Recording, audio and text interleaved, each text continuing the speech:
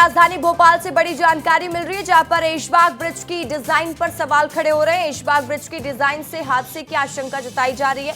Aishbagh bridge का turn 90 degree बनाया गया है, जबकि ब्रिज का टर्न 40 डिग्री होना चाहिए था।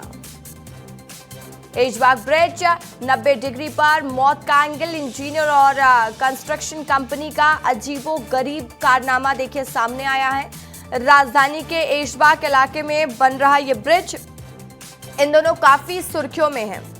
सुर्खियों की वजह ब्रिज के डिजाइन है, जिसको लेकर अब सवाल खड़े हो रहे हैं। ब्रिज बनाने वाले ठेकेदार और इंजीनियर ने ऐसा निर्माण किया है जो हादसे की ओर संकेत दे रहा है। जिस ब्रिज का टर्न 40 से 30 डिग्री होना चाहिए था, वो 90 डिग्री पर बनकर तैयार हो चुका है। यानी कि लोग वहां से निकलने के लिए, उन्हें मुड़ने के लिए काफी ज्यादा परेशानी उठानी पड़ेगी और इस दौरान हादसे भी हो सकते हैं। हादसे की आशंका बढ़ जाती है।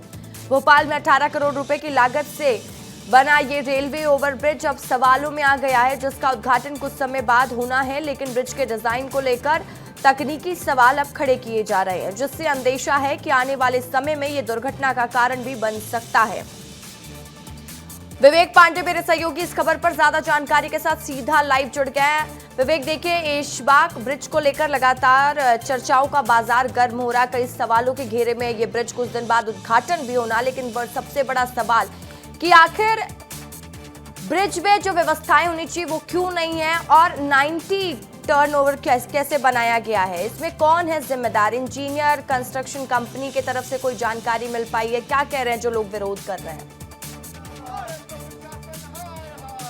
देखिए रसिका, इस ब्रिज में काफ़ी ज़्यादा गड़बड़ी हुई है और 90 डिग्री का टर्न तो पूरे मध्य प्रदेश में ही सुर्खियों में है कि ऐसा इंजीनियरिंग का फॉर्मूला कौन सा था जिसे यहाँ पे लागू किया गया और टर्न करीब 90 डिग्री का बनाया है। अब जब ये मामला निकल के सामने आया तो स्थानीय लोग विरोध करने के लिए पहुंचे हुए हैं और उनकी मांग है कि मंत्री जी भ्रष्टाचार और कमीशन वाला 90 डिग्री का ब्रिज कब शुरू होगा, पूछता है नरेला।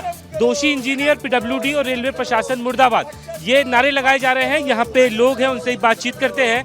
इस ब्रिज में इतने बड़े स्तर पे खामी आई, क्या डीपीआर बनाते समय देखा नहीं गया, या इंजीनियरिंग का ये कोई नया मॉडल है जो 90 डिग्री का ये टर्न बना दिया गया है? अंधों में काले राजा पहने होने की कहावत है। आपने सुना होगा कि जैसे यहाँ पर ये जो ब्रिज बनाया था लोगों की राहत के लिए बनाया था, मगर पीडब्ल्यूडी के अधिकारियों की मिली भगत से इसका डिजाइन आउटलुक गलत कर दिया। ये 3 बार इसका आउटलुक चेंज हुआ है। इसको बिना देख के, बिना भाव करके, मंत्री को गुमराह करके ये ब्रिज बनाया गया है, जिससे एक के बाद यहाँ पर दुर्घटनाएं होंगी, जिसकी जवाबदारी सरकार की और जिला प्रशासन की होगी। और वो दोषी अधिकारी आज भी अपनी कुर्सी पर काबिज हैं। रेलवे पे टालना, और रेलवे वाले कह रहे हैं कि पीडब्ल्यूडी की गलती है। तो आखिर गलती किसकी है, इसका स्पष्टीकरण उनसे लेना चाहिए।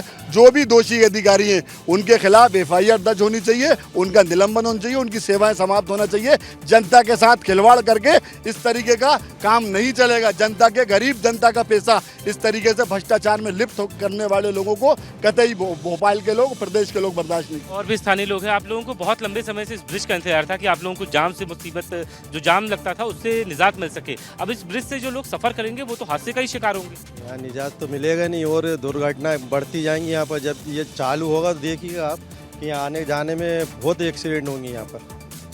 निश्चित तौर पे यहाँ पे एक्सीडेंट का सबसे ज़्यादा यहाँ पे स्थिति बनेगी, क्योंकि 90 डिग्री का टर्न पॉसिबल ही नहीं है कि कोई वाहन कर्मी अपने वाहन को 90 डिग्री टर्न करके और वो ब्रिज से निकाले।